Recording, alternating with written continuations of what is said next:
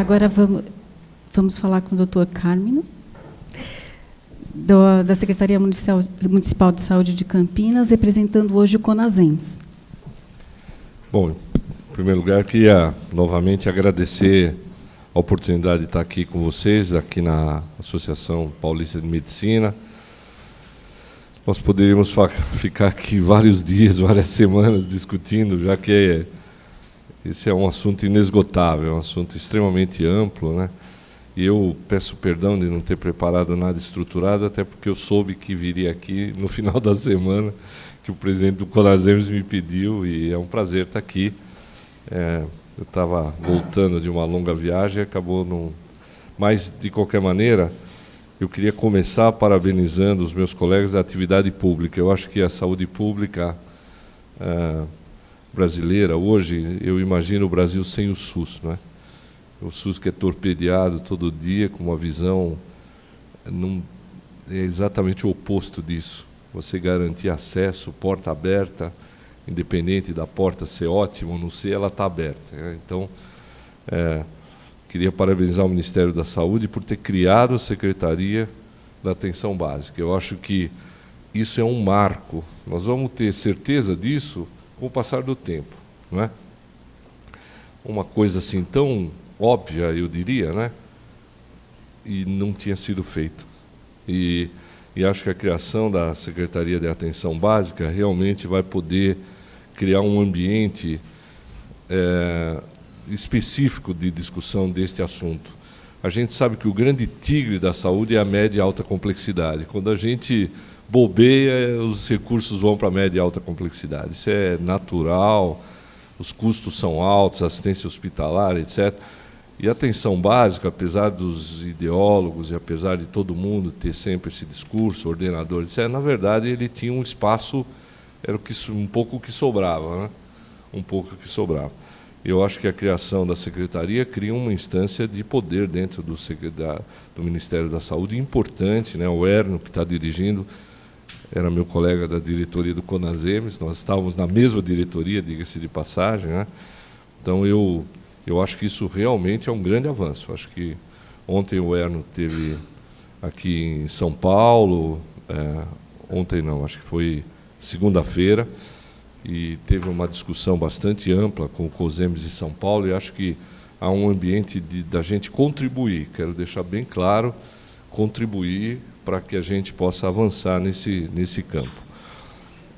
Falar de doenças crônicas não transmissíveis é um mundo, né? Eu estou aqui desde o início da nossa atividade, e eu acho que eu vou aproveitar o meu curtinho espaço de tempo para falar de um assunto que ainda não foi falado até agora, pelo menos de maneira mais sistemática, que é o enfrentamento do câncer. Eu acho que se tem uma área que não vai diminuir, é câncer. Câncer só vai aumentar. Você praticamente tem uma doença imunoprevenível, potencialmente imunoprevenível, a gente não tem informação científica definitiva a respeito disso, que é o câncer de colo uterino, através da vacina do HPV, a conferir no futuro quanto isso vai impactar, mas todas as outras neoplasias, a grande maioria das outras neoplasias não são imunopreveníveis, são doenças que, com a longevidade, com a exposição ambiental e todos os fatores que a gente poderia aqui exaustivamente apresentar, a tendência é aumentar. Hoje, 1 em cada 2 habitantes da Terra tem ou terá câncer. Essa é a probabilidade. O homem já é isso, a mulher está chegando nisso. É mais ou menos 25 a 30 milhões de novos casos no mundo, com uma mortalidade em torno de 4,5 milhões, 5 milhões de casos. Portanto, é um problema seríssimo. Nós estamos vivendo agora o Outubro Rosa, né, muito dedicado à questão do câncer de mama, que, sem dúvida, é o câncer mais prevalente na mulher.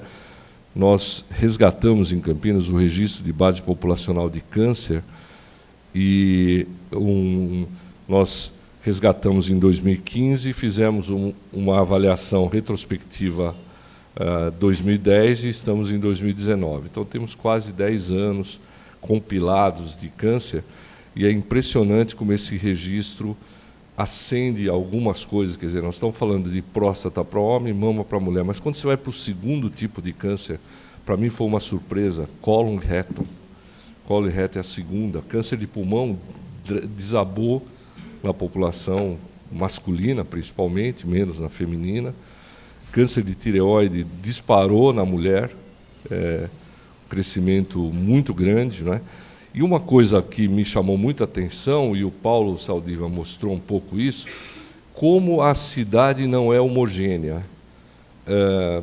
Campinas é uma cidade que é 10 vezes menor do que São Paulo em população, mas é 50% do território de São Paulo. Então, é um município grande em termos territoriais. E você não vê praticamente, nos 10 primeiros tipos de câncer, câncer de colo uterino. Mas quando você vai para a área vulnerável da cidade, a região noroeste da cidade, que é uma área vulnerável, aparece e é o 4º ou 5º colocado. Então, nós temos que enxergar a nossa sociedade com uma lupa diferente, porque as demandas de uma região, às vezes, não são exatamente da outra região. Mesmo o planejamento da atenção básica, da atenção especializada, tem que enxergar isso. E, curiosamente, esta região, que é mais vulnerável por câncer de colo uterino, também é vulnerável para mortes precoces, cardiovasculares. As outras regiões mais abastadas da cidade têm uma sobrevida muito maior, tem menos doença cardiovascular, etc., do que a região mais pobre, que tem maior... Então, a hora que você abre a lente da cidade, ela mostra isso. Esse ano, eu tenho pouco tempo, eu fui apresentado a uma série de coisas, ou trabalhei em cima de uma série de coisas muito importantes. A questão da obesidade, eu acabei representando o CONASEMES também no congresso que teve na Escócia sobre isso. E quando esse problema foi trazido, eu peguei o banco de dados do município de Campinas e analisamos 280 mil prontuários, e é impressionante a questão do sobrepeso e da obesidade. Não imaginava, inclusive, a obesidade na criança, não é? Então, estamos trabalhando um programa junto com a Secretaria de Educação, junto com outras, com apoio de entidades do terceiro setor, para que a gente possa melhorar esse ambiente. Já foi discutida a questão do consumo de álcool. O consumo de álcool é dramático, gente. É o pior das dependências hoje, é o álcool. A gente fala muito do crack e tal, claro que isso é grave, etc., mas o consumo do álcool e todos os seus agravos é impressionantemente importante, não é? Eu queria aconselhar vocês a ler um artigo que... Eu sou conselheiro da FAPESP, e o ano passado a gente publicou um artigo que é parte de um estudo que foi feito pela Fundação Bill Gates. Eu não sei se vocês conhecem esse estudo. A Fundação Bill Gates pegou dados da saúde pública de 195 países e tem um recorte só do Brasil, mostrando que o Brasil, na verdade, são 3 países diferentes.